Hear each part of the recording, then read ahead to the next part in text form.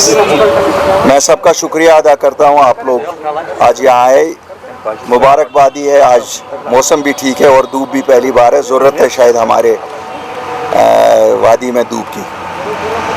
आज आपको हमने तकलीफ़ दी है। आपने सुना होगा पिछले 8-10 दिन से एक इशू जो हम सबको जम्मू कश्मीर के लोगों को कंसर्न है, वो है हमारी स्टेटहुड की बहाली। हमें कॉन्स्टिट्यूशनल गारंटीज़ जो लैंड राइट्स पे है या नौकरियों पे है, आप उसे 370 कहिए, 371 कहिए या 372 कहिए, क्यों नंबर से क्या फ़र्क है, जिसमें हमें वो गारंटीज़ हो। और जो बाकी हमसे छीना गया है 5 अगस्त 2019 के बाद, उसकी सब बहाली, यानी कि पूरा कंट्रोल वापस के लिए। एक लेह में जब लोग मिले कारगिल और लेह वाले, तो उन्होंने एक स्टेप लिया कि जहां उनको लगा कि गवर्नमेंट ऑफ इंडिया ने उनकी बात सुनी और कुछ बातें निकल आई कि शायद उनको स्टेटहुड भी बहाल होगी, उनको 371 की भी बहाली होगी। तो हमने जम्मू में हमारी एक मीटिंग में पब्लिक जलसे में कहा था कि हमें भी फॉलो करना चाहिए। और हमने तजवीज़ ये दी थी कि जो बड़ी सियासी जमातें यहाँ हैं वो पहल कर लें, हम उनके पीछे भी चलने को तैयार हैं।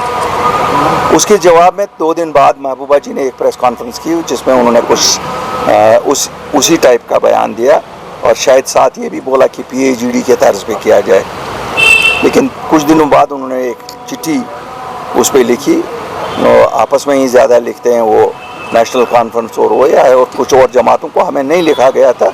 खैर उसका कोई मसला नहीं है, लेकिन जिनको जो इश्यूज़ था, इश्यूज़ चूँकि बड़ा है, हमने फिर भी कहा कि हम इस चीज़ के साथ हैं, क्योंकि कोई भी चीज़ जो जम्मू कश्मीर के लोगों के हकूक़ की बहाली के बारे में हो, उसमें हमारा साथ पूरा ही रहेगा। उसके इवज़ में नेशनल कॉन्फ्रेंस की तरफ से 3 तारीख को हमने देखा कि एक प्रपोज़ल आया कि साहब हम दिल्ली मानसून सेशन में जाएंगे और वहाँ जंतर मंतर पर प्रोटेस्ट करेंगे। इस सब का तज्जिया हमारी पॉलिटिकल अफेयर्स कमेटी ने किया। 2 दिन पहले हम मिले और हमने देखा ये बैंड की बोलियां सब जमातें बोल रही हैं। जो हम कॉमन प्लेटफार्म की बात कर रहे थे, शायद वो कोई नहीं कर रहा है। और कॉमन प्लेटफार्म हम इसलिए कहते हैं कि कॉमन प्लेटफार्म पे जब हम सब जमातें जमा हो जाएंगी, हम इश्यूज़ को तो पहले ये करें कि आइडेंटिफाई करें इश्यूज़ क्या हैं। जब हम आपस में इश्यूज़ को आइडेंटिफाई करके फिर जाके दिल्ली से बात की जा सकती है। और हमारा मानना है अपनी पार्टी में कि चूँकि जो कुछ मिलना है, मिलना दिल्ली से ही है। कन्फ्रंटेशन से कुछ नहीं मिलेगा, मिलेगा बातचीत से। उसके लिए issues have to be identified. ये जो इस वक्त हमारे यहाँ वज़ीर आला साहब हैं, वो इनिशिएटिव ले लें या कोई ले लें। उन्होंने तो नेशनल कॉन्फ्रेंस की तरफ से इनिशिएटिव लिया कि नेशनल कॉन्फ्रेंस मानसून सेशन में वहाँ करेगा। और शायद कल अब उन्होंने दिल्ली में इंडिया ब्लॉक के मीटिंग में कहा, उनको भी दावत दी। पहले तो ये बड़ी अजीब बात है, यहाँ वो लड़ते हैं आपस में और वहाँ एक ही प्लेटफॉर्म पर बैठे हैं। तो इससे आकस है कि हम कितना गलत तस्वुर पूरे हिंदुस्तान को दे रहे हैं कि हम लोग क्या हैं, हकीकत में असल क्या है। वैसे तो लोगों को भी आज अंदाज़ा बखूबी होगा कि जो उनको दिखाया जाता है वो होता नहीं है। उनको हमेशा ख्वाब दिखाए गए, अचीवेबल बातें नहीं की जाती हैं। तो हम आज फिर दोहराते हैं, एक कॉमन प्लेटफॉर्म पे इश्यूज़ को पहले आइडेंटिफाई करके फिर आगे बढ़ने का एक रोड मैप बनाना चाहिए।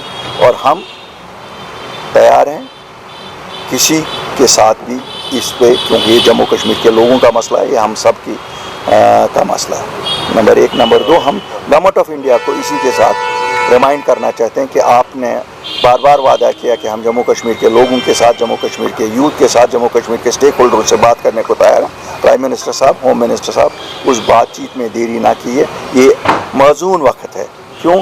पेशेंस आहिस्ता आहिस्ता कम हो रही है लोगों को। लोगों के मसाइल हैं, लोगों के मसाइल इतने हैं। यहाँ अनएम्प्लॉयमेंट का बहुत मसला है, बहुत अनएम्प्लॉय। हमारे पास पढ़े लिखे नौजवानों का बड़ा मसला है, 16 से 17 लाख। मैं फिगर्स परसेंटेज में बताऊंगा तो कोई 32 बोल रहा है, कोई 35 बोल रहा है, लेकिन हकीकत है अनएम्प्लॉयमेंट है। यहाँ महंगाई इतनी उरूज पे है, यहाँ करप्शन इतना है, इतना करप्शन हमने कभी किसी दौर में नहीं देखा, और हर सतह पे है। ये नहीं है कि हम कहेंगे कि it is at all levels.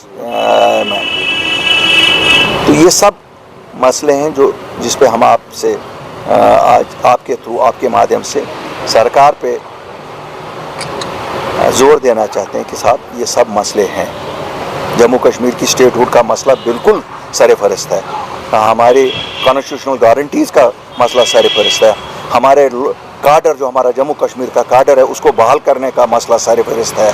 लेकिन उसके साथ साथ करप्शन, अनएम्प्लॉयमेंट, महंगाई, रोज़मर्रा के जो मसले हैं उनकी तरफ भी अटेंड करना है। अगर हमारे हेल्थ इंस्टीट्यूशंस में खराबी है, अगर अस्पतालों में खराबी है, लोगों को नहीं मिल रहा है, अगर एजुकेशन में खराबी है, वो चीज़ें अटेंड करनी है। और ये सरकार बनी है उन चीज़ों के लिए। 50 लोग इन्होंने झूठे मैनिफेस्टो पे लिए, लेकिन लोगों ने इनको सच्ची में 50 सीटें दी हैं, तो इनको डिलीवर करना पड़ेगा। ये अनअकाउंटेबल रह के ये नहीं बच सकते हैं। इनको गलतफहमी है कि जिस तरह 75 साल इन्होंने गुजारे कि किसी ने इनसे हिसाब नहीं लिया, अब पाई पाई का हिसाब लिया जाएगा, क्योंकि बड़ी मुश्किल से लोगों ने एक आखिरी बार इन पे भरोसा किया। मैं साथ ही ये भी कहना चाहता हूँ, टूरिज्म शुक्र अल्हम्दुलिल्लाह थोड़ा सा चला। ठीक है, वो टूरिस्ट नहीं आया जिसकी हमें उम्मीद थी, लेकिन आया अल्हम्दुलिल्लाह, शुक्र करना चाहिए। लेकिन अभी भी टूरिस्ट प्लेसेस बंद है। आपका आहरबल बंद है, आपका यूस मार्ग बंद है, आपका बंगस बंद है, बीजी टॉप बंद है, आपका बड़पथरी बंद है, आपका दोदपथरी का ऊपर वाला इलाका बंद है, आपके त्राल के एरियाज़ बंद है, आपके बहुत सारे एरिया बंद है। तो हमारी अगर आज नहीं खुलेंगे फिर कब खुलेंगे और किन के लिए खुलेंगे? तो मेरी गुजारिश ये भी है इस इंतज़ामिया से कि इनको खोलने का जल्द से जल्द इंतज़ाम किया जाए। मैं ये ओकेजन पे आज यात्रा अब शुरू होने वाली है, मैं वेलकम कर रहा हूँ और मुबारकबादी दे रहा हूँ उन लोगों को जो यहाँ इस यात्रा के लिए आएंगे। ये ईयर ऑन ईयर एक्टिविटी है, ये हमारे लिए कोई नई एक्टिविटी नहीं है। मैं उनको आश्वासन दिलाना चाहता हूँ कि जम्मू कश्मीर के लोग मुंतज़िर हैं, आप आइए। जिस तरह से हम हर बार मेहमान नवाजी का सबूत देते हैं, इस बार भी वही होगा। लेकिन इंतज़ामिया से दरख्वास्त है कि कॉमन लोगों को हार्डशिप्स नहीं होनी चाहिए। हाईवे पे ट्रैफिक रोकते हो, पहलगाम के लिए टूरिस्ट बंद करते हो, सोनमर्ग के लिए टूरिस्ट बंद करते हो, तो इसको चूँकि एक ये परमानेंट अफेयर है, ये कोई इमरजेंसी अफेयर नहीं है। सो ऐसा सिस्टम बनाया जाए कि यात्रा भी चले, टूरिज़म भी चले, कॉमन लोग भी अनंतनाग से श्रीनगर आए और उनके लिए रोड बंद ना हो जाए, या इस हाईवे पे बंद ना हो जाए, या यहाँ से जब ये वहाँ की तरफ जाते हैं। तो ये भी मैं उनको आज दरख्वास्त करना चाहता हूँ। और भारत के सभी वासियों को जो आना चाहते हैं, आइए, हम मेहमान नवाजी का सबूत जैसे देते आए हैं अब भी देंगे।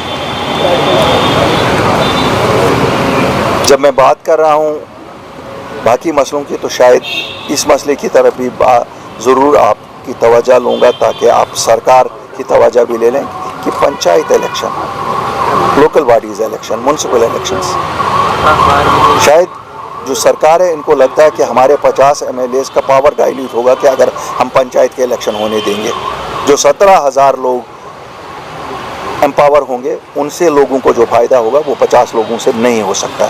और जब पावर कंसोलिडेट एक ही हाथ में होता है, वो जस्टिस नहीं होती है। एक MLA जस्टिस नहीं कर पाता जब तक ना ग्रास रूट लेवल पे डेमोक्रेसी बहाल हो जाए। और हमारी मांग है कि फ़ौरन पंचायत के इलेक्शंस होने चाहिए और म्यूनसिपल बॉडीज़ के इलेक्शन होने चाहिए और लोकल बॉडीज़ के इलेक्शन होने चाहिए। आखिर में मैं अपील करना चाहता हूँ LG साहब से कि हमारे हज़ारों नौजवान मुल्क के मुख्तलिफ जेलों में बंद हैं, कुछ हमारे जम्मू कश्मीर में के जेलों में भी बंद हैं। हम कोई सियासत इस पर नहीं करना चाहते हैं, ना हमें वो सियासी शोबदाबाजी आती है जो यहाँ की रिवायती जमातें करती हैं। लेकिन LG साहब, उनमें से 95 से 99% लोग बेगुनाह हैं। उस इल्ज़ाम में वहाँ हैं जो उनके ना करदा गुनाह हैं।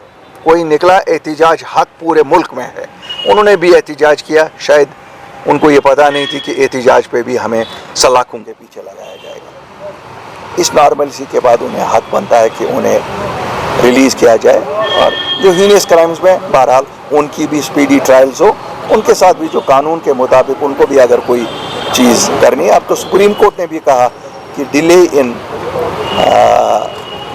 Delivering justice is denial of justice. तो हमारी गुजारिश है कि ये जम्मू कश्मीर पे भी अप्लाई होना चाहिए। शुक्रिया, thank you very much. Sir मेरा सवाल ये है, जम्मू कश्मीर में पिछले 42 सालों से तकनीकी शिक्षा के सबसे भरोसेमंद और प्रतिष्ठित प्राइवेट पॉलिटेक्निक निट्स पॉलिटेक्निक ने सेशन 2026 के लिए 3 साल का डिप्लोमा और 2 साल का लेटरल एंट्री डिप्लोमा दोनों में एडमिशन शुरू कर दिए हैं। निट्स पॉलिटेक्निक में कुल 5 ब्रांच उपलब्ध हैं: civil engineering, electrical engineering, mechanical engineering, electronics and communication engineering और कंप्यूटर इंजीनियरिंग। निट्स पॉलिटेक्निक में एक्सीलेंट इंफ्रास्ट्रक्चर, हाईली क्वालिफाइड और अनुभवी faculty, well equipped labs, modern workshop है। स्टूडेंट्स के लिए स्कॉलरशिप भी उपलब्ध है। निट्स पॉलिटेक्निक पहली बार in service employees, working professionals, चाहे गवर्नमेंट हो या प्राइवेट, के लिए खास सुविधा लेकर आया है, जिसके तहत सिविल, इलेक्ट्रिकल और मैकेनिकल ब्रांच में 2 साल का लेटरल एंट्री डिप्लोमा भी उपलब्ध है, जिसमें फ्लेक्सिबल क्लास टाइमिंग दी जाएगी और आपकी ड्यूटी में कोई डिसरप्शन नहीं होगा। एडमिशन के लिए संपर्क करें निट्स पॉलिटेक्निक, इंदिरा नगर, मीरा साहब, जम्मू।